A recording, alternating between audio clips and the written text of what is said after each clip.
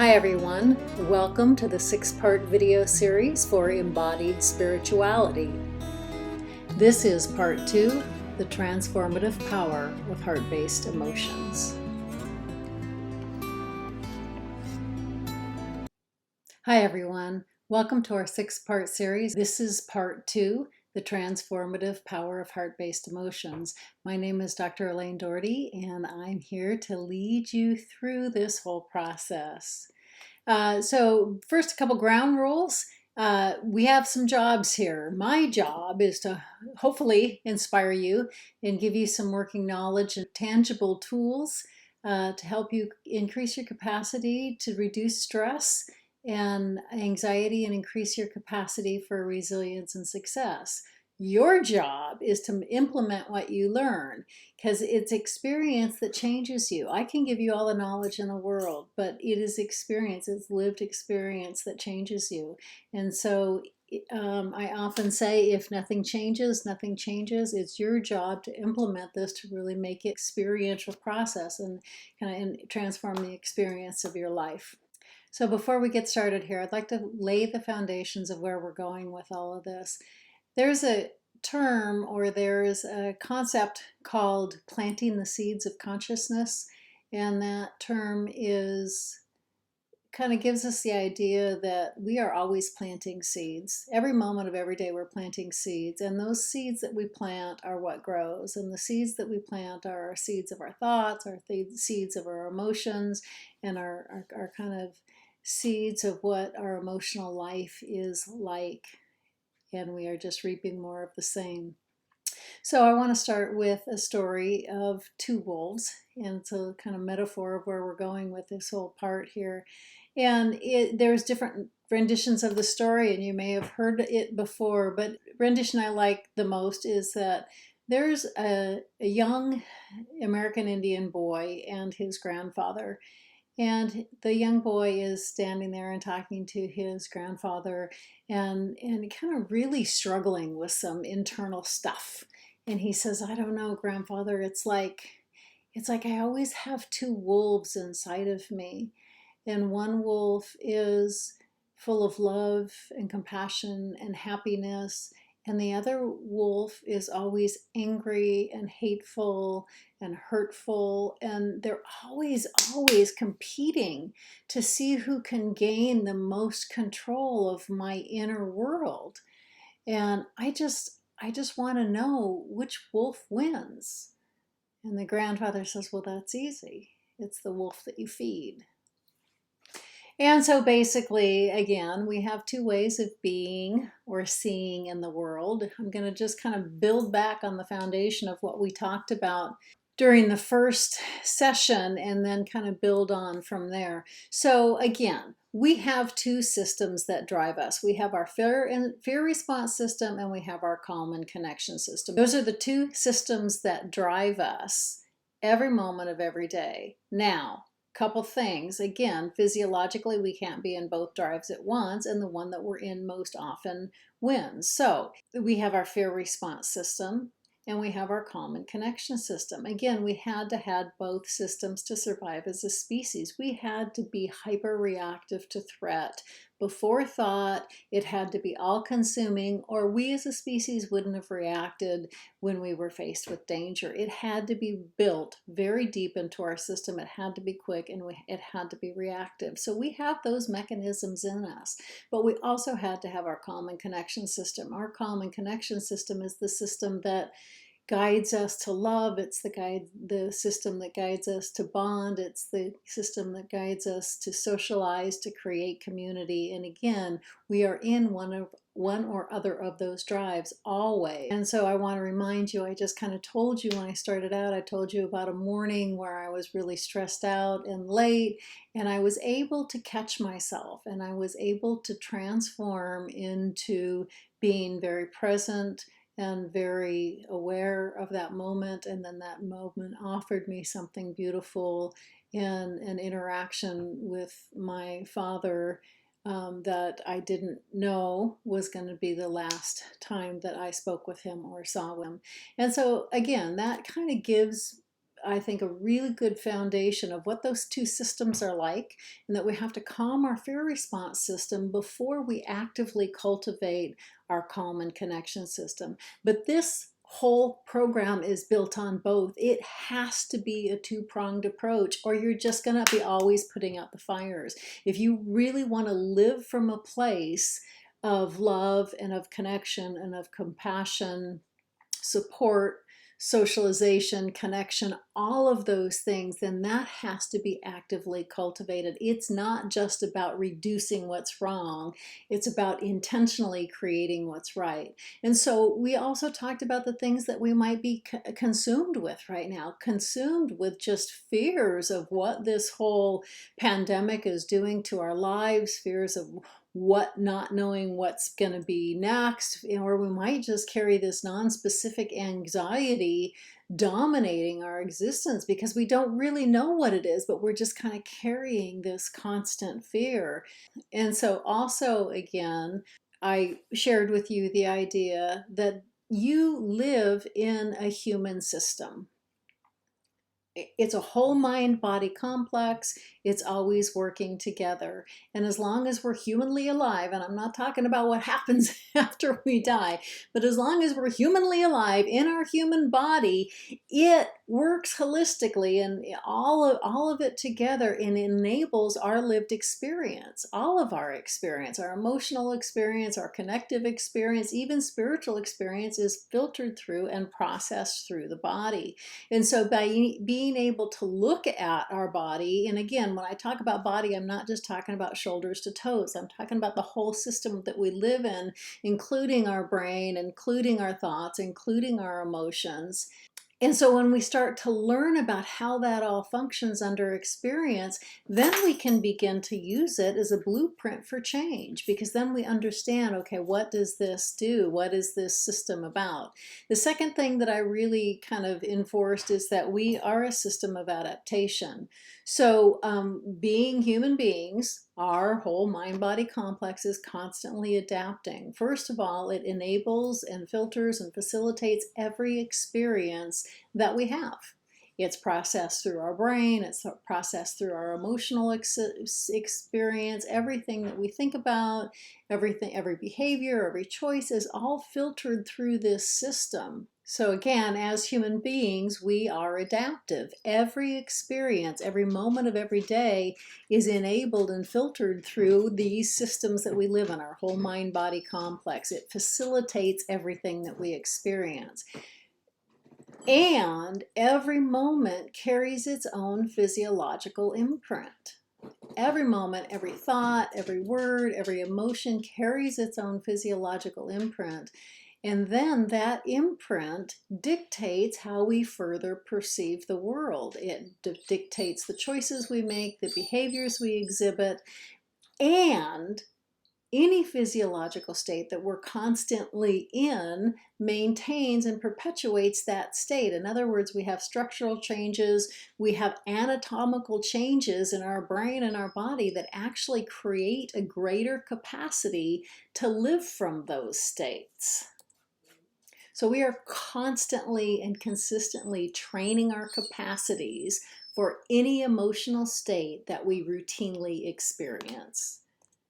Okay, so I just want to review and encapsulate a little bit more the whole foundation of what the program is built on. So we have two drives. We are always in one or the other drive. We know them when we feel them. We know when we're in our stress response system. We are chaotic. We feel ungrounded. We know when we're in our common connection system. That's when we're grounded and we're in access to our truer selves. We can't be in both drives at once. Physiologically, it's impossible. They are opposing states. The one that we are in most often is the one that flourishes. In other words, it gets better at doing what it does. And whichever one we're in creates a greater capacity to live from that drive. Now, a couple other things. Emotion is the primary expression of each drive. I don't talk about emotion in a good or bad sense. Emotion just is. And as chaotic as unstable emotion can be, grounded and loving, compassionate emotion may be your greatest asset. It's the quality and context of the emotion that determines what drive dominates. So when we are in unstable emotion, when our fear response system is in control, our system is in chaos. And when we're in our calm and connection system, we actually have emotion integration. Our whole mind-body complex is working together. And so again, we defined stress as emotional disequilibrium. So stress basically is in that state when your fear response is in control. And again, so it could be caused by anything, a thought, a word, a conversation, fears, worries, whether they're grounded or not. So stress just is that state when you are out of emotional equilibrium. So understanding that all gives us hope, because we can understand how it all plays out in our mind-body complex. And then from that understanding, we can create a blueprint for change. So I am absolutely not in any way diminishing or belittling some of the external things that may be very present for you right now. But if we can bring equilibrium to our system by calming our fear response and then creating our calm and connection system, we can see more clearly. As you'll see as we go along, you actually have the capacity to see more opportunity, to see more solutions when you are grounded in your calm and connection system. So it's not about ignoring what's going on the outside, but it's bringing equilibrium to our own system so we can bring our best self to discern what is the best way to proceed, to discern really what is worrisome and what isn't.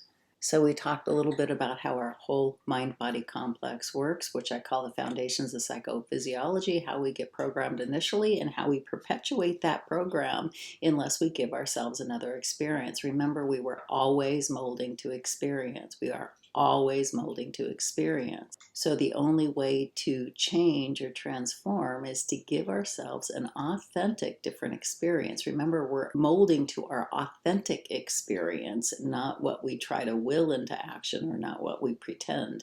So I gave you the spiral of becoming. Every moment of every day you are transforming. Every moment of every day you are becoming more of what you're experiencing.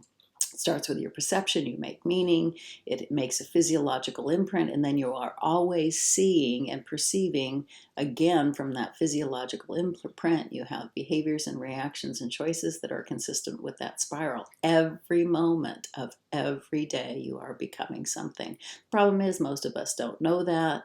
We just react the same way we've always reacted, and then we wonder why things don't change. So the only way to begin to change, whether this is a downward spiral or an upward spiral, is to authentically begin to change your experience. And again, your body-mind complex molds to your authentic experience. So you can't just pretend. It has to really be a way of shifting your authentic experience. So again, you're transforming every moment of every day, whether you know it or not, and whether you like it or not. And it's all through your routine experience. When I talk about experience, I'm not just talking about external experience.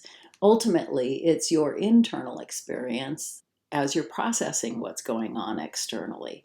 So every experience wires you, and your wiring becomes your programming. We also talked about neuroplasticity, and this is where the hope is. Neuroplasticity provides the route for new emotional programming when we change our experience. In other words, nerve cells, you hear this often, nerve cells that fire together, wire together. But it's also true that nerve cells that no longer fire together no longer wire together. So what does that mean? When we begin to authentically stop our old reactions, behaviors, perceptions, experiences, and authentically replace them with new behaviors, reactions, choices, perceptions, then we actually break the old neural connections and create new neural connections. Remember, I said all the past experience of our lives, as crass as it sounds, isn't in the experience anymore. But where it is wired all through our mind-body complex. And so the only way to begin to change our emotional programming is to begin to authentically change our experience. So again, we come back to emotion as degree of system integration. Another chaotic emotion symbolizes system disintegration. In other words, our whole mind-body complex is in chaos. But emotions that ground your common connection system, love, compassion, connection, joy, those show a high degree of system integration, meaning our mind-body complex is working together in concert. And you know that when you feel it. You know that state when you feel it. So the idea is, so what do we do? What do we do about this? How do we begin to transform? So I gave you two steps here. We need to reduce the chaos of our fear responses, because if your fear response system is in chaos, you're not going to be able to replace it with heart-based emotions. So we reduce the chaos of our fear response system first. But then the second piece that often gets left out, then we need to actively cultivate our common connection system. We actively need to create what we do want instead of just reducing what we don't want. So I gave you the 4 R's to emotional resilience: recognize, release, replace, and restore. So the first two, recognize and release, are reducing your fear response. The third and fourth are replacing and restore, and those are actively cultivating our common connection system. And we need all of these steps to experience true emotional transformation. So then we talked about tools to reduce our fear response. We talked about in-the-moment tools and sustained tools. I gave you the power of pause. Again, the power of pause just stops your stress reaction in its moment. It just stops it. It doesn't necessarily create something else, but just stopping it rewires your ability to stop. So this is a huge tool.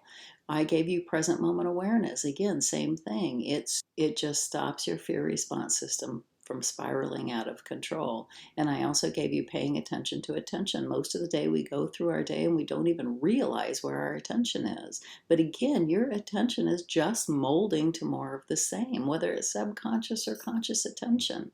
And most of the day, our attention is based on all the things that can go wrong, all the things that will go wrong, our inner chatter, our triggers. I had you reflect on what those might look like for you. But again, so much of this is just going on beyond our attention. And so stopping and just paying attention to what's going on in your emotional life, again, you're recognizing and reducing. I gave you the somatic clearing exercise because, again, we begin to hold emotion all through our body. And that last sustained practice that I gave you was designed to release. Because, again, we need to release the old patterns before we build new patterns. And so being mindful, releasing the old patterns is the first step, and all important step, to then be able to begin to replace your emotional system with something that is life transforming. And so what I call this here is from mindful awareness to heartful engagement. In mindful awareness, you are reducing your fear response system. You're recognizing and releasing. Heartful engagement is then the very next step of intentionally being able to engage in what I call heart-based emotions, because again, our research shows us that authentically engaging in heart-based emotions leads to transformation, leads to our calm and connection system being most dominant. One more thing is that we call this the freeway of fear versus the highway of love. Your fear response system has more neural connections that are quicker and more reactive. And your common connection system we call the highway, which they're there and they're strong, they're just a little slower. And we needed to have that to survive as a species. It was more important for us in the moment of extreme danger to react from that danger. Like I said, it's not a stronger drive, it's just a quicker and more responsive drive. So we need extra attention to really engaging our calm and connection system to make those neural nets just as strong. So the lessons that we learned from positive psychology is that psychology, if you just look at this line here, psychology used to deal with kind of the bottom part of the arrow, mental illness, to okay enough. They were going to look at mental illness and fix mental illness, which is really important, right? Especially for people that were mentally ill. But there were a few very prominent people, Mike Csikszentmihalyi and Martin Seligman, in the field of psychology. Martin Seligman was the president of the American Psychological Association at the time. And they began conversations saying, well, what about the people that are functioning really well? What do they do right? Instead of just fixing what's wrong, let's look at what it means to live with a high sense of well-being. And so they began to study people all over the planet that had a high sense of well-being, whatever that meant to them in their culture. And what they realized is that people had a high sense of well-being actually focused on all the life skills that it took to be able to have a high sense of well-being. In other words, fixing what's wrong doesn't necessarily create what's right. And then what happened is the field of neuroscience started looking at the mind-body complex and how it functions under both of these systems, and it proved the same thing. To be able to function well from a high sense of well-being, what we need to do is create those situations often enough in our whole psychophysiological systems that then we mold and create the capacity for a higher sense of well-being. So both is important. Fixing what's wrong, absolutely. But if we don't want to stop at okay enough, if we really want to get to that high sense of well-being and go on the higher side of that continuum, we also need to make that our overt focus. So now, obviously, the big question becomes, what do you do about it? Because again, it's not about positive thinking when you don't believe it. It's not about suppressing negative emotion if it comes up. It's not about either blaming, shaming, or judging yourself for having it. It's also not about taking off with that emotion. There is another way, and the other way is to find ways to authentically engage in what heart-based emotion is. And that also means healing when the difficult emotions come up. And so the rest of this program is based on all kinds of tools and programs and written activities and practices that are going to lead you through step by step through a process of really being able to create a calm and connected system in your body that you function on more often than not. So the very first thing that we're going to do is we're going to do a writing activity. And what I want you to do is I want you to get out a piece of paper. And on that piece of paper, I want you to draw a line across the middle of the piece of paper. And this is called emotional charting exercise. And what I want you to do is I'm going to ask you to just brainstorm all over the page. And I'll show you an example in a minute. But what I want you to do is I want you to write words for emotions, not things. So like love or happiness, or I want you to write words describing emotions that make you feel good above the line. And then I want you to write words describing emotions that make you feel bad below the line. Now, there are no right and wrong answers, because what we use as terms for emotional experience is completely dependent on what we felt when we learned what that emotion meant. So it's not everybody's going to have the same answer. Some people may have something up above the line that somebody else may have below the line. If you were growing up and somebody kept telling you that they loved you and hit you at the same time, your experience, your embodied experience, the way you feel when that word comes up is going to be very, very different than what you think it should be. So I don't want you to write what words you think should be up here. I want you to really kind of zero in on what your embodied experience of those words are. And I want you to just brainstorm all over the piece of paper. And I want you to give a height level. So the words that make you feel better, higher, and the words that make you feel worse, lower. And again, I want you to pause the recording, and we're just going to just brainstorm all over the piece of paper. Okay, so this is just an example of my own personal emotional charting exercise. And again, you may have many different words up there. You may have very different structures of where the words would go, either up above the line or below the line, or a height value. And again, this is just an example. There are no right and wrong answers. It's really important to know that what we define as emotion is really what we felt when we learned it. And I know I just said that, but I can't impress that enough. So there is no really universality in emotional words. There may be in what we think it should mean, but with our embodied experience, it really is unique to us. And so I was really careful about the way that I asked you to term those because I wanted you to write your embodied experience of the word. So let's go to the chart. We're gonna have to keep this chart available because we're going to use this chart a lot, and we're going to use it for a lot of different tools and a lot of different understandings as we go along. So let's just look at the chart for a minute. Again, I asked you to write above the line. I asked you to write words that make you feel good. So let's break that down a little bit because again, I was really intentional about the way that I worded that.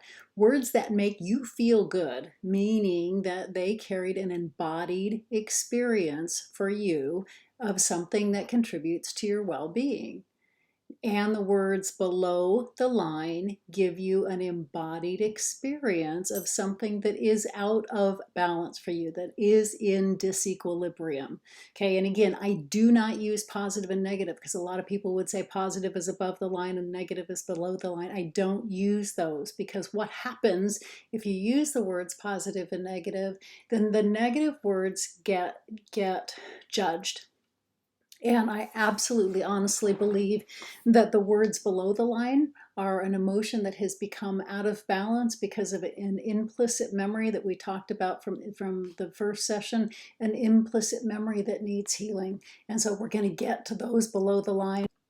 And it's really important to know that I am not in any way demonizing the words below the line. And it is true that if you stay steeped in the emotional states below the line too long, that it does lead to system disintegration. It does lead to emotional disequilibrium, and it does lead to a low sense of well-being. But again, I don't want to judge, I don't want to demonize those words because we're going to come back to those words in a very, very, very healing way.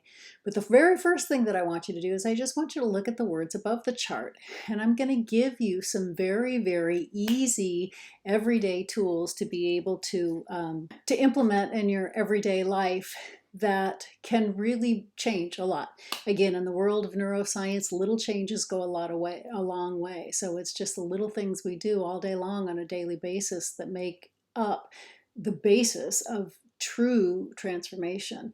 Such a great example of transformation that I know of was Dr. Habib Sadeki, who wrote the foreword for my book, relayed a story about how a big, big, big ocean liner changes course. And the captain actually doesn't move the rudder. He moves a tiny little rudder that moves the big rudder that eventually then changes the direction of this whole big, big, big, big, big tanker. And so he compared that to the process of change. All we need to do as human beings is just worry about that tiny little rudder. It's just the little changes consistently all day long that begin to change the big rudder, that begins to change the whole direction of the tanker being our life, just a little bit down the road. So it's really important. It's just the little things that we do all day long, every day, consistently and constantly that begin to make big transformative changes.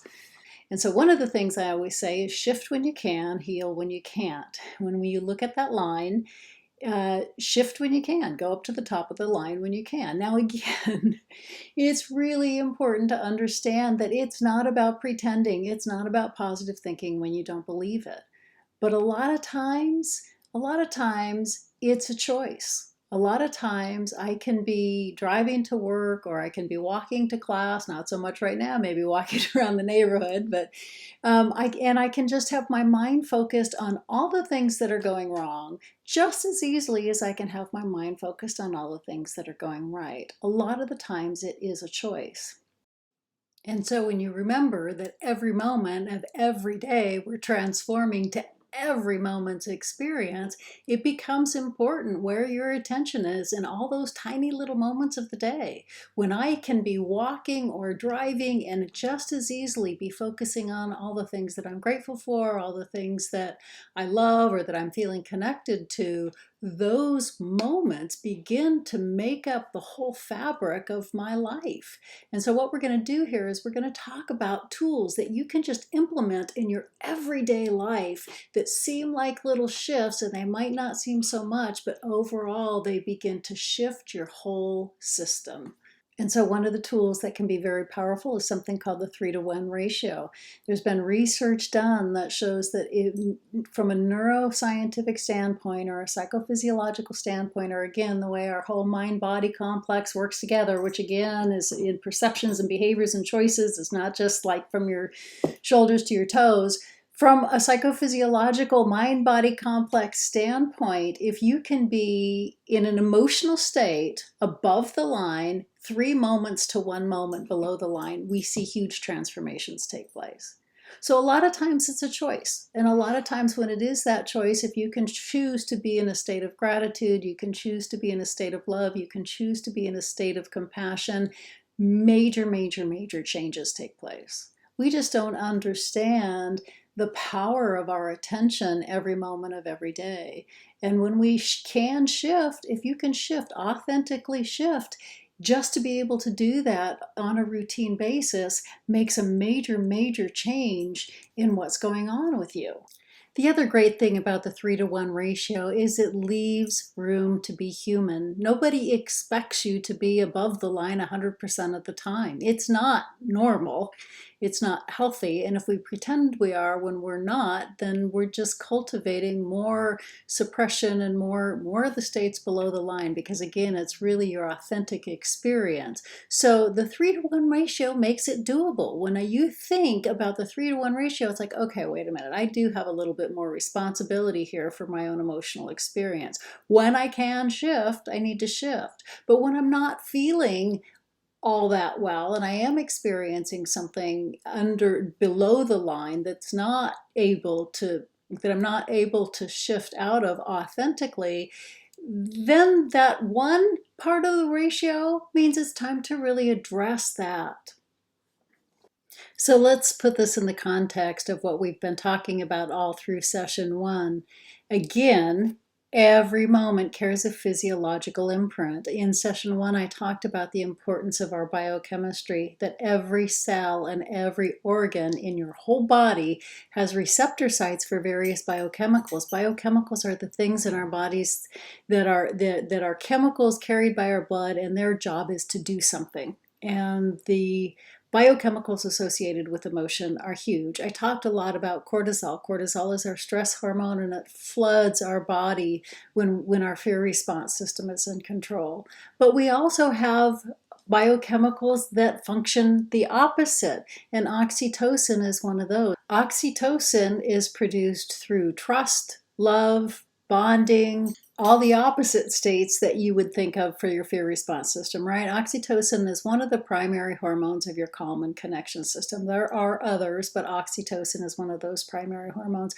Also, although oxytocin and cortisol aren't opposite, they function a lot as opposite biochemicals, right? When our cortisol is high, our oxytocin is low. But the opposite is also true. When our oxytocin is high, our cortisol is low. And so every time you make a little shift, every time you make an authentic shift, every time that you smile, every time that you have a meaningful conversation or interchange with somebody, anytime you make a really authentic connection with another person or an authentic connection with your inner self, it's like the IV bag, right? You're giving yourself a little spurt of oxytocin all day long. And again, our receptor sites for various biochemicals get better at doing what they do when we have more of that biochemical available. And so the more often that we begin to give ourselves little spurts of oxytocin all day long, the more our whole system overall switches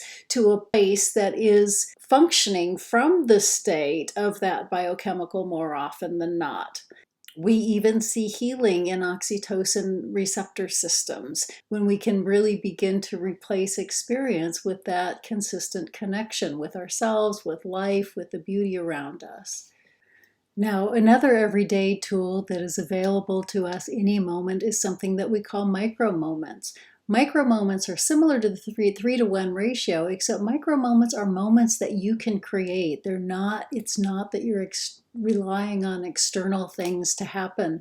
Micro moments are any moment that you can make a shift, any moment that you can stop and just pause and appreciate the scenery, or stop and have a meaningful connection with somebody, or stop if you're a dog person. I'm a dog person. If you've seen them in the background, a dog, if you stop and pet a dog, or just take a few moments and really be with yourself in a grounded way. Every single time that you shift, every moment of every day, you just have the opportunity for these little micro moments all through the day. Micro moments are moments that you create. They're just little tiny, again, they're called micro moments because they're just little tiny moments. It's not like you need a big shift for the rest of the day. But in terms of what I just talked about, in terms of the oxytocin drip all day long, those micro moments add up. And the more micro moments that you can create on your own, the more that it's easier to shift that 3-to-1 ratio. And so micro moments are an incredibly powerful tool if you can just think in your brain every time, every moment has an opportunity for shift. Now, are you going to shift every moment? Probably not. But every moment provides that opportunity, and the more opportunities that you can take to just create one little micro moment of appreciation, of connection, of joy, of love, those begin to, again, give you the oxytocin spurts all day long that really shift your system overall. Another really powerful tool we call cementing moments of joy. Anytime that we all have moments of joy all day long. All day long. The problem is most of the time we overlook them because we're so focused on what's going to go wrong, or we're so focused on the expectation of going wrong, or we're so focused on the things that have gone wrong, or the things that we're going to anticipate that are going wrong. And we completely overlook all these moments of joy. And so there's something really powerful, again, because your attention creates the neural shifts in your body, because your emotional way of being something creates all the biochemical shifts in your body. When you can focus on a moment of joy, just take a moment and pause and wow. And it's like you're just trying to really soak up that moment in your cells. It doesn't take any more than a moment. But when we have these moments of joy all day long, you just pause, and it's just like you're just trying to soak up that moment. It's like you're trying to make a cellular and neural imprint of what that moment feels like, because in reality, that's what you're doing. And so just stopping and catching the moments of joy all throughout your day is a really powerful tool. So what we're going to do is another writing activity, because I know I'm giving you a lot of information and a lot of tools really quickly. And again, the only thing that's going to change you is changing your experience. And so the key is not just learning the tools, but really implementing them in your life. And the more you reflect on how you're going to do that, the more likely you will be to actually do that. So what I want you to do is I want you to pause the recording. And what I want you to do after you pause the recording is I just want you to brainstorm for about 5 minutes about how you might implement these tools: 3-to-1 ratio, micro moments, and cementing the moments of joy. Now, obviously, there's a lot of gray area. Those tools overlap. You may have moments that would fit all 3 categories. Absolutely fine. But again, the power in this is just doing stream of consciousness writing about just really reflecting on your life and reflecting how you might more effectively be able to implement these tools in your life. When you think about it ahead of time, it's way more likely to play out in your regular life. So again, pause the recording, 5 minutes of just brainstorming on these 3 tools and how you might implement them in your life. Again, so those are a set of tools that you can just bring through the tapestry of every moment of your life.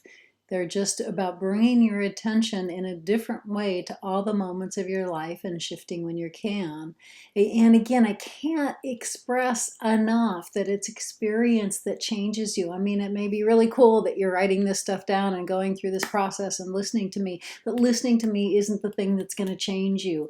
Bringing the information and actually molding it into your experience is the thing that's going to transform you. And so at this point, I just want to remind you how I started this video is that we've got a my job, your job. My job is to give you the information. My job is to hopefully inspire you to try it. Your job is to actually implement it in your life, to really begin to change your experience, because it's your experience, your every moment of experience that begins to mold who you are.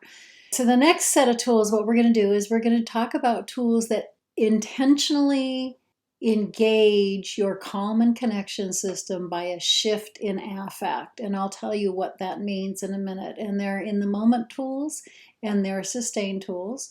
And there's a whole series of them. I'm just going to start with 2 today, and then we're going to keep building on those tools and building on those tools as we go along. Affect regulation. I just want to say something about affect regulation first. Affect regulation. So what is affect? Affect is really your presenting emotional state. And so when you hear somebody say, well, they have this, a sour affect, or they have a positive affect, it's really just their presenting emotional state.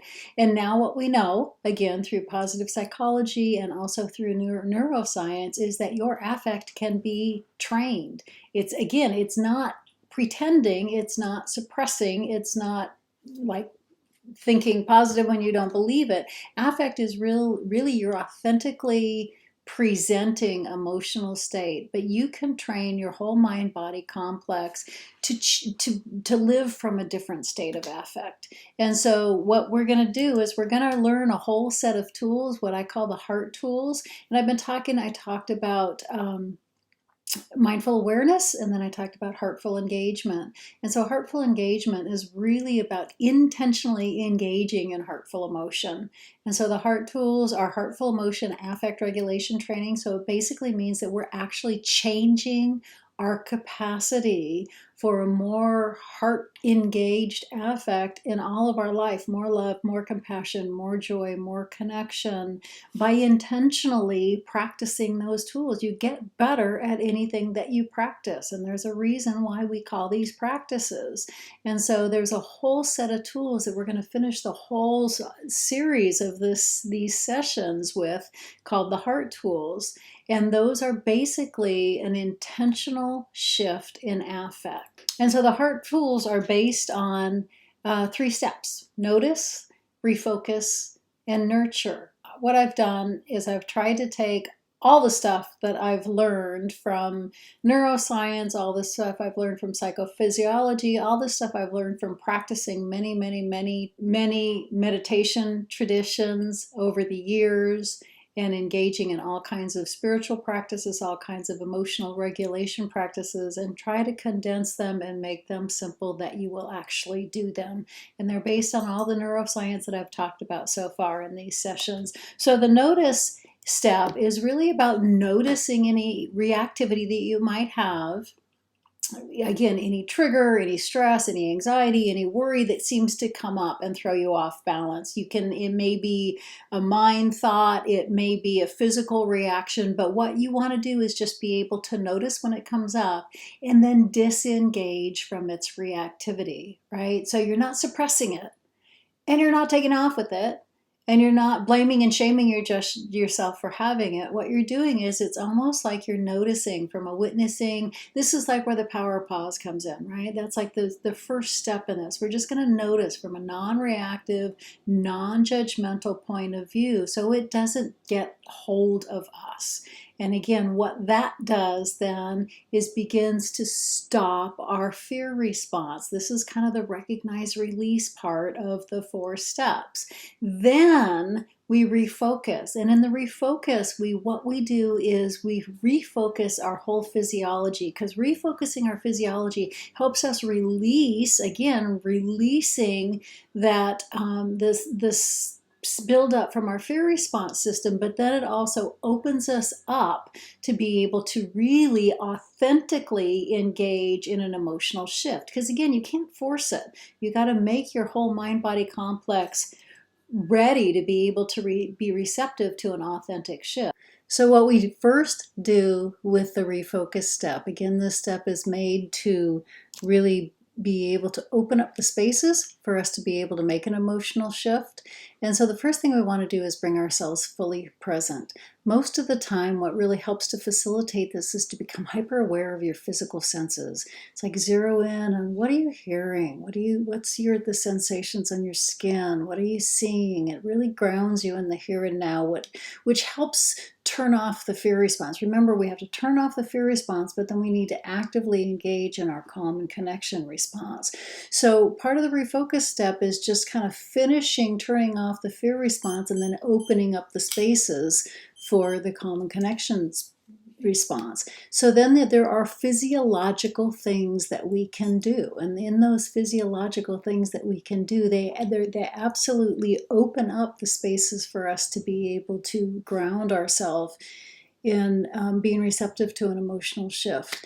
Your facial muscles are incredibly connected to your emotional system. So just by relaxing all the tiny little muscles around your eyes, relaxing the muscles all through your face and cheeks, relaxing your shoulders, again, and this was all part of the present moment awareness, but now we're going to bring it a step further. So relax your eyes, relax your shoulders, relax your chest, and then just begin to breathe.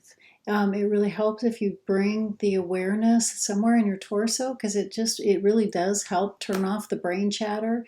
So again, just bring yourself present, eyes, face, shoulders, breathe, and then just keep your awareness with a slow, comfortable breath. Then the next thing we're going to do, then we open up the spaces to be able to authentically engage in an emotional shift. Now, all the heart tools are a little different depending on what the emphasis of that tool is, but right now, generically, just talking about the heart tools is when we nurture a state of emotional balance that is appropriate for us at that moment.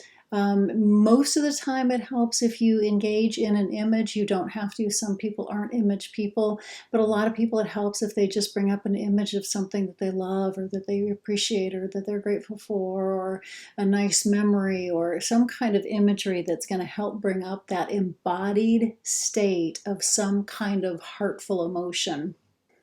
So what you want to do is just deeply feel it as much as you can in every cell of your body. And again, a lot of people, this helps to bring up an image. If a certain image doesn't work at a certain time, don't use it. It's not really the image that's the key. It's the embodied experience of really shifting your whole mind-body complex into a heartful emotional state. So Heart Made Easy, again, notice and disengage from your reaction, and then just breathe, refocus, become present, relax your eyes, your shoulders, your torso, and breathe at the level of your torso. Nurture an intentional state of emotional balance with a memory, of feeling, an image, self-love, and then just breathe. So again, all of the heart tools have a different emphasis. This is kind of the generic presentation. We're going to go on again through all the rest of the sessions using different forms of the heart tool. But what we're going to do with this session is we're just kind of use the basic form of what a heart tool looks like. So what I'd like you to do is we're going to go do another quick short writing activity.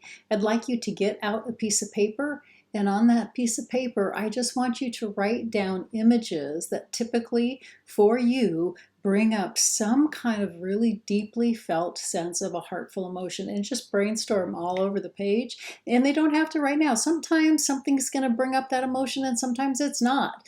So right now I just want you to jot down or brainstorm things, images that you could use that would bring up that felt state. Most of the time it doesn't have to.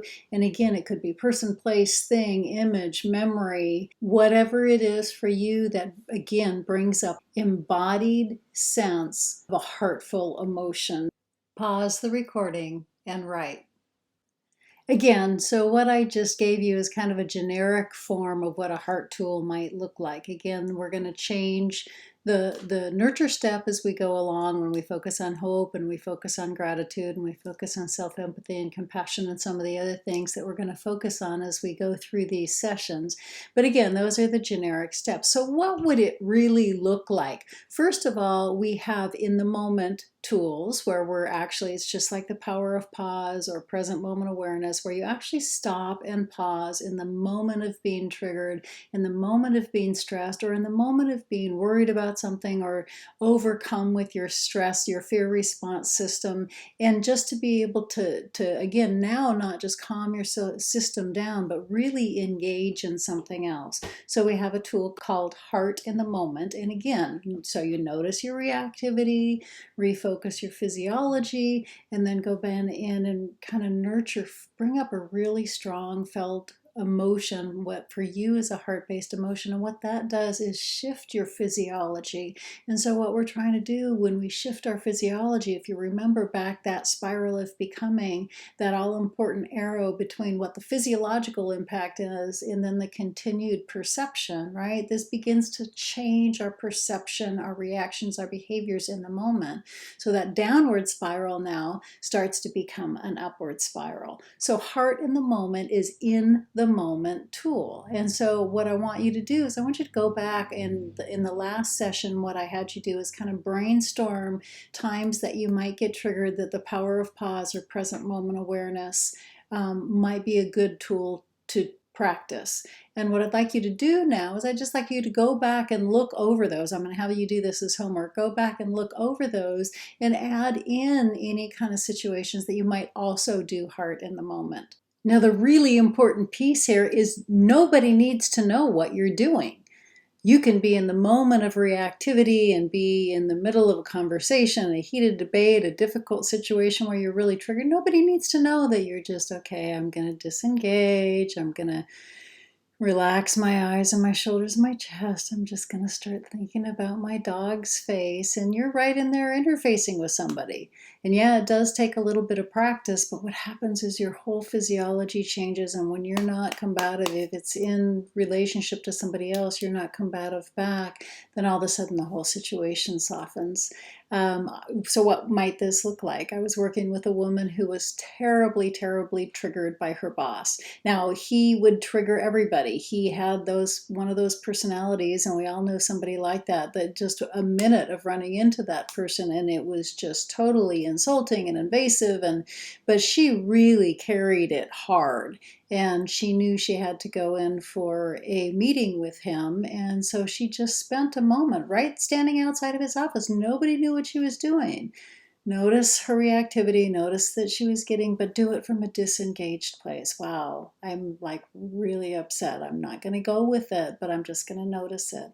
Now I'm just going to relax my eyes and my shoulders. I'm going to take a deep breath, and I'm just going to think of myself on my favorite hike up in the mountains and just really feel that embodied experience. And she went in to go talk to her boss, and she was a completely different person.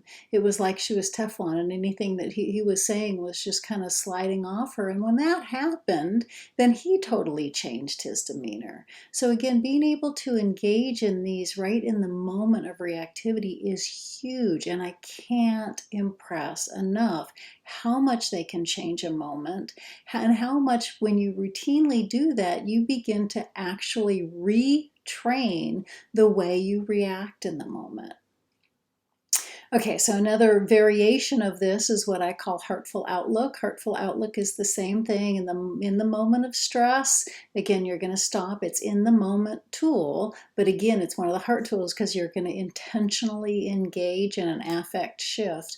Heartful Outlook is when you really want to use a specific emotion, like Heart in the Moment is just basically anything. I can think about my dog's face. I can think about being up at the top of Half Dome in Yosemite. I could be thinking about the beach. I could just be thinking about anything that's just going to really engage me in a really important emotional shift. Heartful Outlook is like you want to engage in a specific emotion, and it's usually the opposite of what you're feeling at the moment. So I may be getting ready to give a presentation and I'm really nervous. So I'm just going to do the same thing. Notice my reactivity, refocus, take a deep breath, do my eyes, shoulders, breath drop down to my torso and breathe. And then I want to engage in the exact opposite. I'm going to breathe calm. So it's like you're breathing a really specific emotion that's kind of like counteracting what the thing that you don't want to feel in that moment. And you really breathe and feel that emotion. So I might I might hold an image where I've been calm before. I might hold an image of somebody that I know that kind of is really able to keep their calm in certain circumstances. So I just really embodied that sense, but it's a really specific emotion. And again, that's just a variation of this. And I'm going to ask you to practice these for your homework this week. And so in just a minute, I'm going to get into what sustained heart is. So sustained, again, any of the sustained practices, the sustained part just means that they're longer and deeper. Okay, so in the moment practices actually refocus and retrain our reactivity in the moment.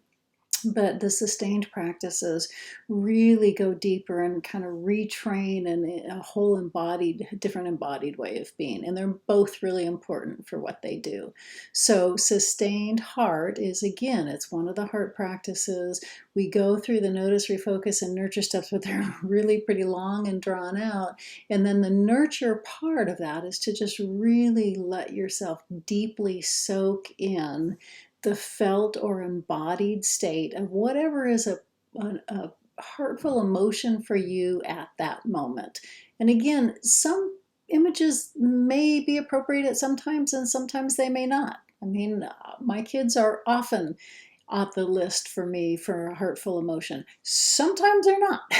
And so it's just whatever works for you in that moment. A lot of times I have students that want to think of their boyfriend or the girlfriend. Unfortunately, they got in a fight with their boyfriend or girlfriend last night, so they're more in the angry state than they are in the heartful state. Again, it's not the thing, it's the embodied sense. So what you're trying to do is really bring up that embodied sense. So if you go back to that emotional chart and you think about all the words that you wrote up at the top, think about images that bring up those felt responses, bring up those felt emotions or felt sensations, and really try to rest in that. And it's kind of like you have a whole list of images that are going to work. For me, and usually the more triggered you are, the more simple the image needs to be, because it needs to be something that you can authentically feel. So sometimes I need to just think of something quick, and it's my dog's face. Sometimes I can get in, I'm not quite so triggered and I just want to get into much deeper space, and I'm imagining myself again floating down a river and you somebody, or I love you somebody, or up on the top of Half Dome, or in one of my favorite places in Hawaii, or something like that, where I can really get into a deeper sense. But it's like you have kind of a whole selection of images and you just want to go to the image that works for you at that point. Sometimes people feel like they're jumping around to image and they can't settle down. It's okay, just try to settle down, but don't beat yourself up for it. It's more important, the embodied sense is the more important thing. So what we're going to do right now is we're just going to practice what heart in the moment might look like. And again, nobody needs to know what you're doing. It might look a little bit like obvious right now, but again, nobody needs to know what you're doing. So what I'd like you to do is look at that list, and I would like you to pick something that speaks to you right now. So something that speaks to you and would bring up some kind of heartful emotion, whatever it is appropriate for you right now. So I just want you to think about that for a minute. And then, so the first thing I want you to do is just notice right now how you feel. Again, you might not be super triggered, but just notice and disengage a little bit as if you're witnessing or observing how you feel. And then take a deep breath. And now become really present.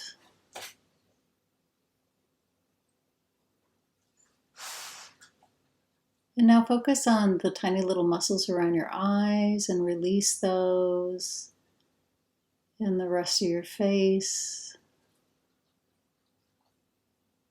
And release your shoulders so they just kind of fall down and back a little bit. Raise your sternum if it feels comfortable. Bring your awareness somewhere in your torso that feels comfortable.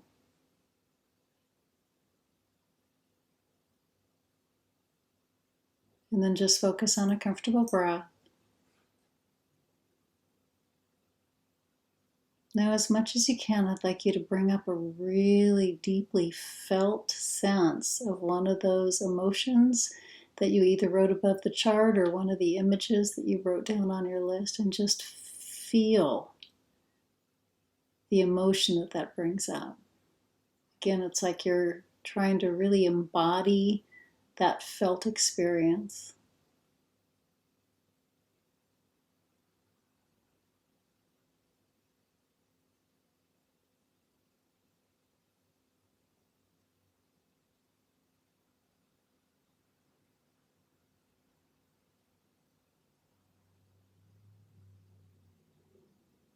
Every breath in, it's like you're just embodying that feeling state a little bit more.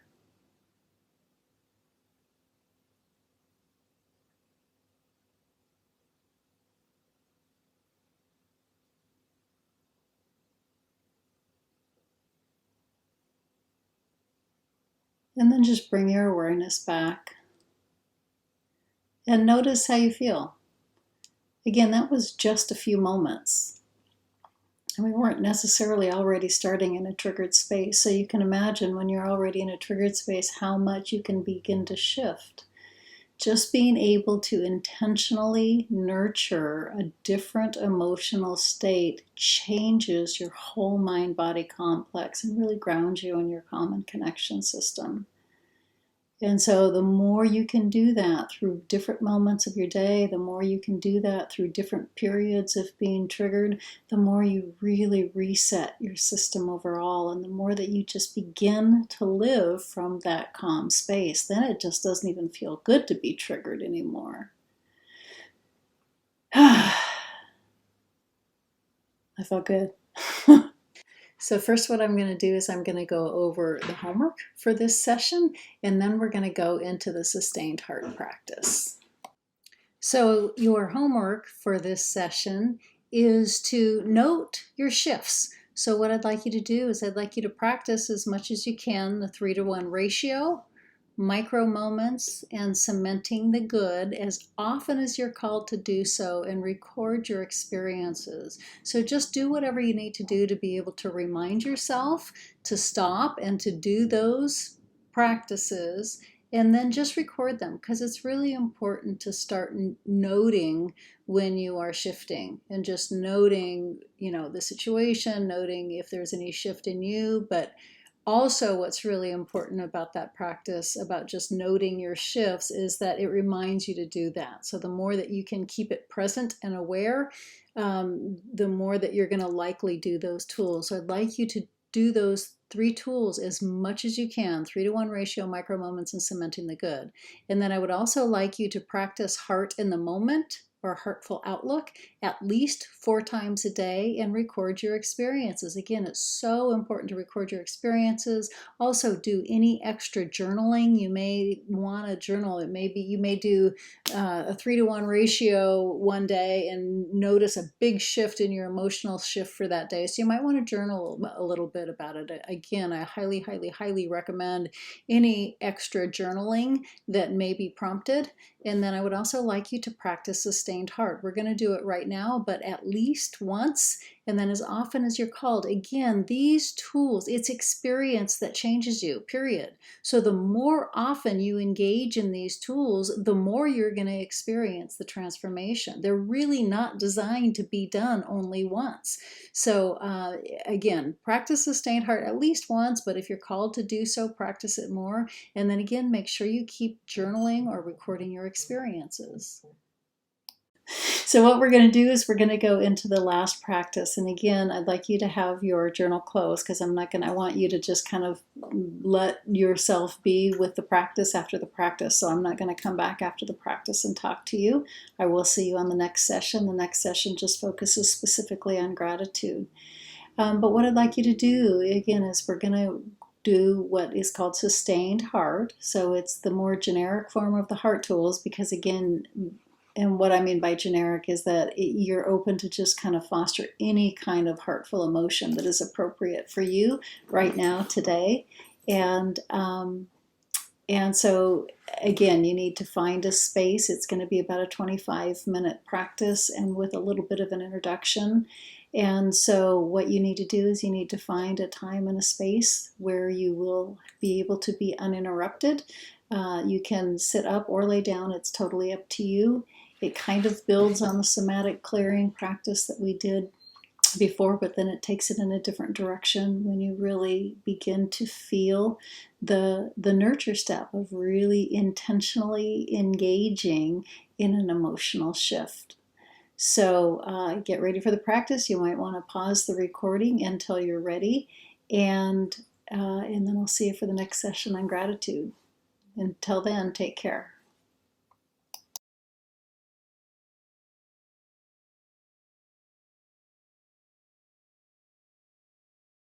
Sustained Heart. Introduction. Sustained Heart sets the foundation for all of the other heart practices. Again, the acronym HEART stands for Heartful Emotion Affect Regulation Training. The term affect refers to your embodied and experienced emotional state, and affect regulation means how well you are able to balance your emotions. Through HEART and the intentional engagement of heartful emotion, you train your capacities for affect regulation and emotional balance. In other words, by intentionally experiencing heartful emotion, you cultivate a greater capacity to have heartful emotion dominate your emotional life. All of the heart practices build on the recognizing and releasing you experienced in your last practice. But now you will add in the component of intentionally engaging in heartful emotion. You will not only recognize and release, but now you will begin to replace stressed out emotional patterns with heartful ones, thus changing a downward spiral of emotion into an upward one. All the heart practices are based on the notice, refocus, and nurture steps as outlined in the book. As the heart practices progress and deepen, the nurture step will vary in its emphasis. However, the notice and refocus steps remain consistent. Sustained heart is the basis for all the heart practices that follow. In sustained heart, you will hold what for you is a heartful emotion as a deeply experienced state for an extended period of time. Before you begin, look back at the emotional charting exercise. Look at all of the words you wrote above the line. Pick one or two that call to you right now. Focus on what they mean to you and jot down any associated images that may come to mind. In other words, I may be struck by the word love and jot down some of the things in my life that bring up the felt experience of love. The idea in Sustained Heart is to hold the felt experience of a heartful emotion for a period of time and deeply feel it throughout your mind-body complex. It often helps to begin the practice with an idea of what emotion may be calling to you, but be open to shifting if, when in the practice, another heartful emotion surfaces. Looking at the chart can help to bring an emotion and associated images to mind, but be open to the fluidity of the process, as it is the felt experience that is the transformative factor. Many people find it easier to bring up a felt experience of an emotion if they have an associated image, but that is not true for everyone. If using an image helps you to create or maintain this engaged state, it is a good tool to use. However, it is important to remember that the image is just a tool, and a genuine heartful focus is the most important aspect of this practice. And if you find yourself shifting from image to image, that is fine. Just try and settle on the felt experience.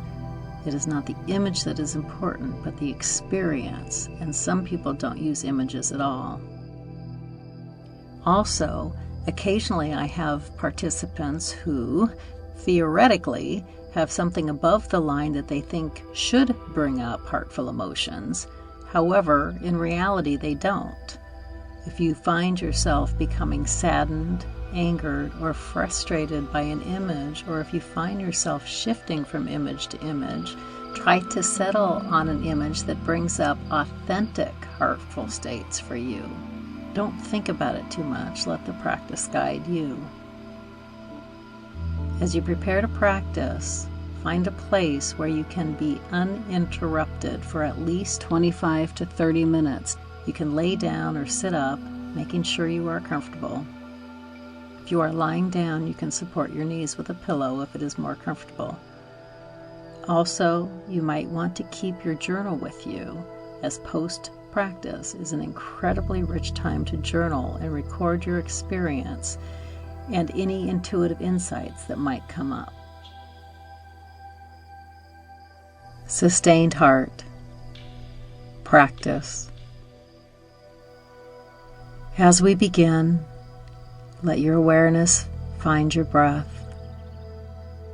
Let your awareness find your breath at a focal or still point in your torso that feels comfortable for you to immerse yourself in the experience of breathing. It's not a controlled breath. It's a very comfortable, very natural breathing pattern where you can feel at one with your breath. If it feels comfortable to do so, extend the out breath just a little bit longer than the in breath.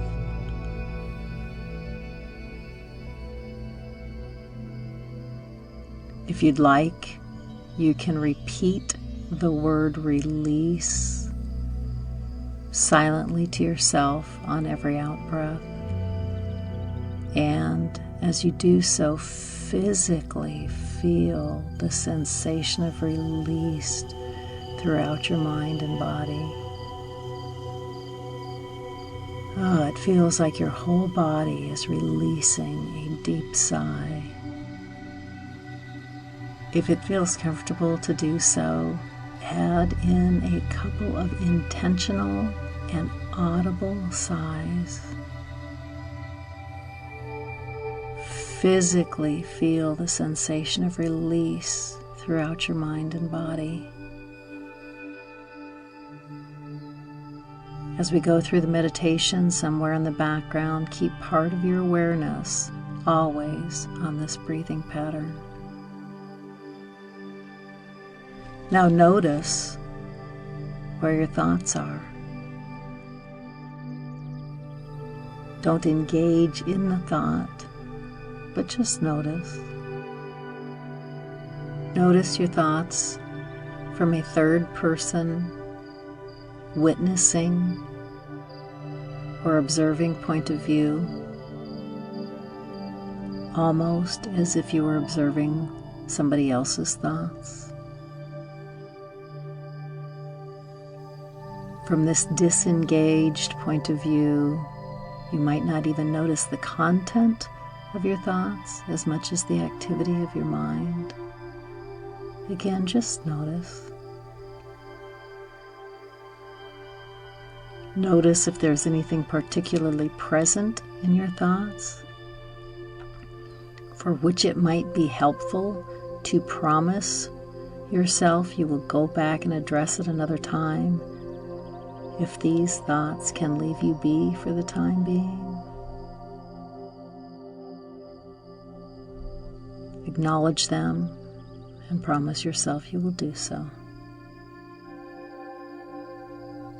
And feel those thoughts beginning to gently drift away.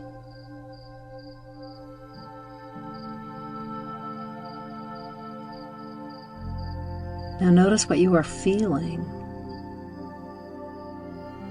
Again, from a third person, witnessing or disengaged point of view, maybe even with a little curiosity. Don't engage in the feeling, just notice. Possibly as if you were observing someone else feeling that way.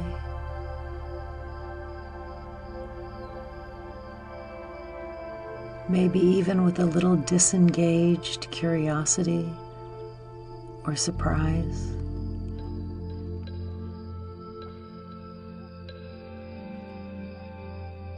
Notice that what you are feeling may or may not have anything to do with what your thoughts are. Again, just notice. Notice the context and texture of what you're feeling, and notice if it comes from a different part of your body than where your thoughts are manifest. Don't think about it too much, just notice.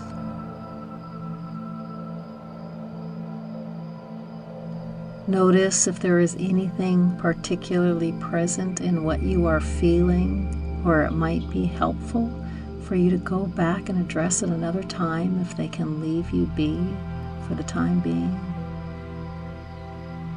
Acknowledge them and promise yourself you will do so. And feel them beginning to drift away.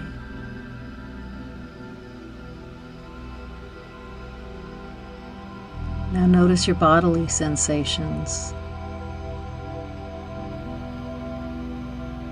Do a quick body scan from your toes, very slowly on up through your body, and notice particular places of sensation, anxiety, discomfort.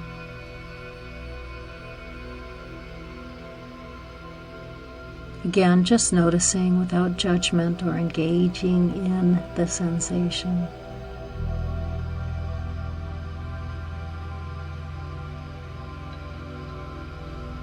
Notice the context and texture of those bodily sensations.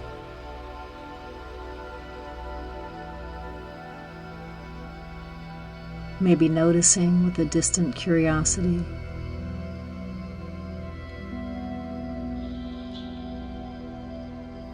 Keeping a disengaged point of view, notice if there is an emotional component associated with the sensations.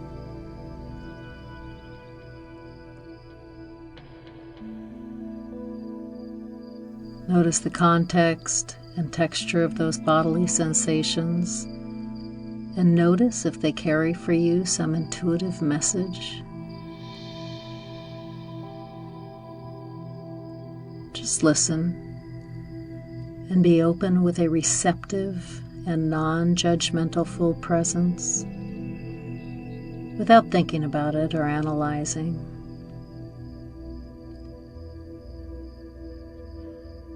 Now we will refocus your physiology to allow you to be able to go deeper with the meditation.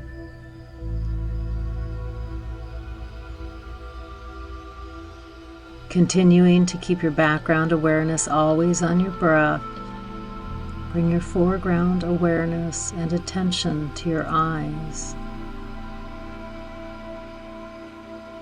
Release the stress and tension throughout all the tiny little muscles around your eyes. The muscles surrounding your eyes, the muscles through your eye sockets, the muscles behind your eyes. Now release all the tiny little muscles throughout the rest of your face and around your cheeks, your jaws, your eyebrows.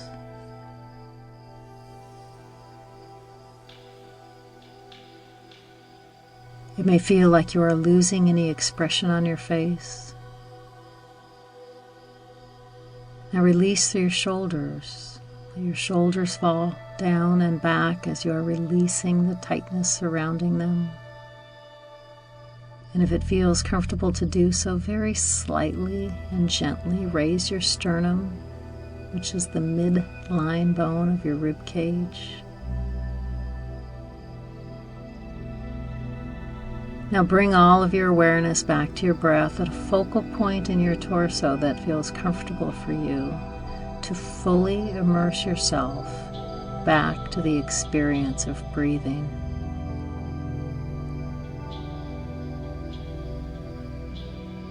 Now imagine a wave of relaxation starting at your toes and coming through and around your body.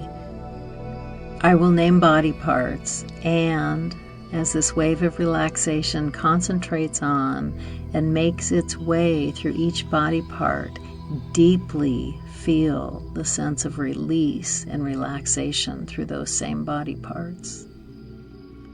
This wave of relaxation is starting at your toes, making its way through the balls of your feet, deep into the tissue of the arches of your feet, very slowly up through your ankles. Now this wave of relaxation is slowly making its way up your lower leg, and you can feel the deep sense of release of the muscle tissue of your calf and back and the shin and front. And very slowly now this wave of relaxation is making its way through your knee joint, and you can feel the sensation of release through all the tendons and ligaments that hold the joint together. And now this wave of relaxation is making its way slowly up your thigh, and as it does so, you can feel it deeply penetrating the muscle tissue in the front of the thigh, the muscle tissue in the back of the thigh, feeling the deep sense of release all through the thigh. Now this wave of relaxation is making its way through your hip joint. As it does so, it is deeply releasing all the muscles, tendons, and ligaments that hold the hip joint together, and you can feel a deep release through the whole joint. Now this wave of relaxation is slowly making its way up your lower torso, and you can feel a deep sense of release through your whole pelvic girdle, your lower abdominal area, your lower back. And now it is slowly making its way up to about the height of your waist. And as it reaches your waist, bring all your awareness to your back. This wave of relaxation now is concentrated, traveling up your back muscles, starting at the muscles on either side of your spine, and deeply penetrating and releasing the muscle tissue as it makes its way up. Now it is releasing all the muscle tissue surrounding your shoulder blade area and into the shoulder joint itself. And you can feel your shoulders letting go of any residual tension, falling further down and back as your body lets go and releases. And now this wave of relaxation is simultaneously making its way down each arm, first deeply penetrating and releasing the muscle tissue of your upper arm, down through your elbow, your forearm, down into your wrists, your hands, your fingers, and you can feel a profound sense of release of all the stress you typically carry all through your hands. And now this wave of relaxation is at the base of your neck. It is slowly traveling up the back of your neck, deeply releasing the muscle tissue of the neck as it progresses. And now it is at the base of your skull, like a cap beginning to unfold and encircle your skull. Imagine this cap of relaxation slowly unfolding around the top and the sides of your skull simultaneously, and as it does so, you can feel yourself letting go of any residual stress or tension that you typically carry all through your head. And now it is like a curtain coming down all across your forehead. This wave of relaxation is slowly making its way down your forehead, gently over your eyebrows, deep into your eye sockets, and releasing any residual tension in all the tiny little muscles surrounding your eyes. Now releasing all through your face, your cheeks. It feels like you are losing all of your expression. Now it is traveling around your chin, your jaw, and down into your neck and throat area. And now this wave of relaxation is approaching your chest area, and once again you can feel your rib cage opening and releasing any residual tightness or tension. You may feel a very slight raise in your sternum and a feeling of expansiveness. And now all your awareness is back to being fully immersed in the experience of breathing at a focal point that is comfortable for you. There is nothing left but you and your breath.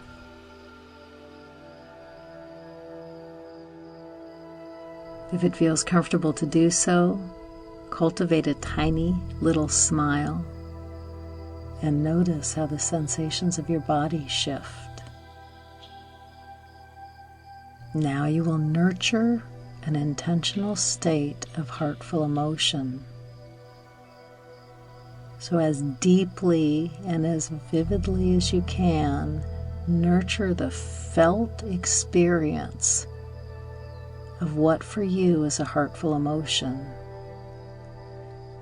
It could be something that you listed above the line on your emotional chart, or be stimulated by some of the images that you wrote in one of the exercises. Or if something else intuitively comes up and is a deeply experienced heartful emotion for you, feel free to go with that. If you find yourself jumping from image to image, that's okay. Just settle in on the felt sensation of a heartful emotion. Don't think about it too much, just go with what feels natural. The idea is to deeply immerse yourself in the felt sensation of that emotion. For many people, an image helps bring up the sensation of the emotion. It could be a time when you've experienced it or a similar emotion before. Could be what you would imagine it to feel like. Or it could be putting yourself in the place of someone that you have observed experiencing the emotion and imagining it as you. It is as if you are trying to soak the experience of this emotion in every cell of your body.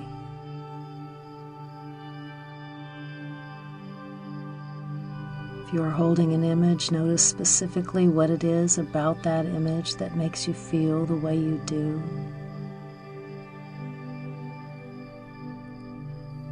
Notice the detail.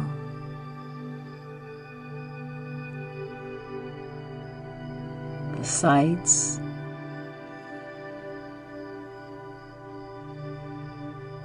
The sounds.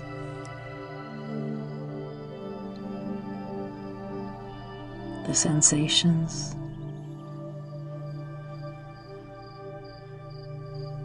Experience this emotion with all of your senses.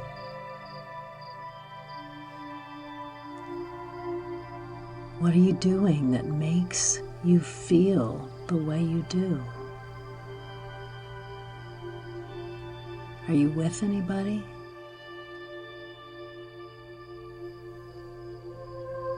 Allow the image to be fluid or transform and lend yourself to the experiential state it elicits.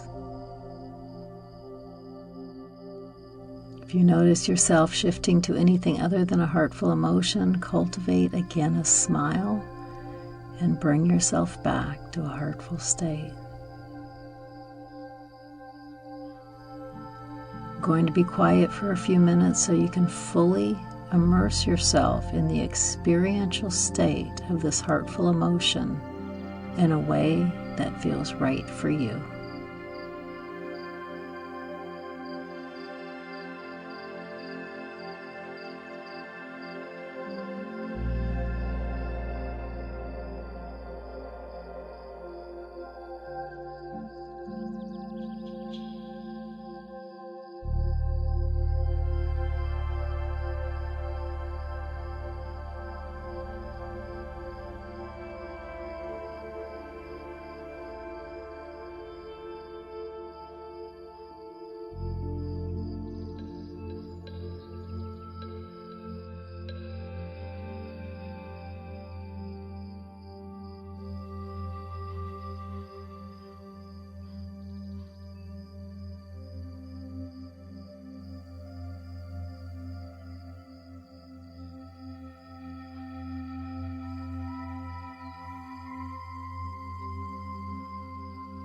Now, ever so slightly, bring a subtle shift in awareness to yourself deep in the meditation. Don't come out of it. It is more like you are observing or witnessing yourself deep in this state. Continuing to bring an awareness of yourself deep in the meditative state. Pause and reflect.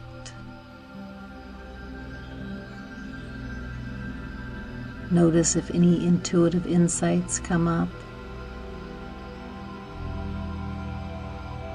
which may or may not be formulated in words.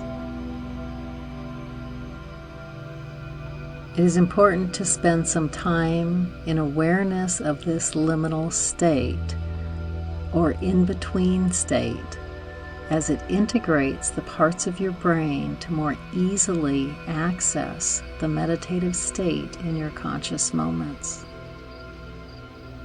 Spend a few more moments in this liminal state.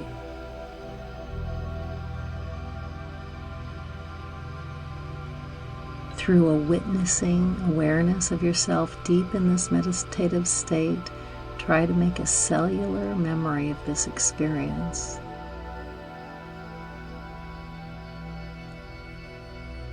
In other words, it is like you are trying to cement this experience in every cell of your body.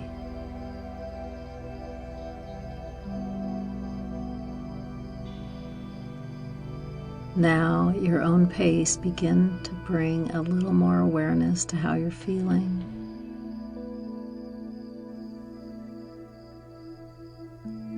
And more awareness to the sensations of your body. Move your hands, move your toes, ever so slightly, and at your own pace, make sure you re-ground yourself in your body by moving your arms and legs, making sure you are re-grounded in the room you are in. Take several deep breaths and open your eyes only when you are comfortable. Pause and reflect for several moments. Notice any insights and reflect on your experience.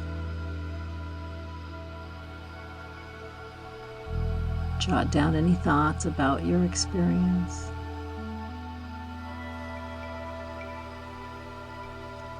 Spend a few moments journaling if it is appropriate. It is a very, very rich time to journal, as many insights will continue to emerge as you bring your experience to more conscious awareness through the stream of consciousness writing process.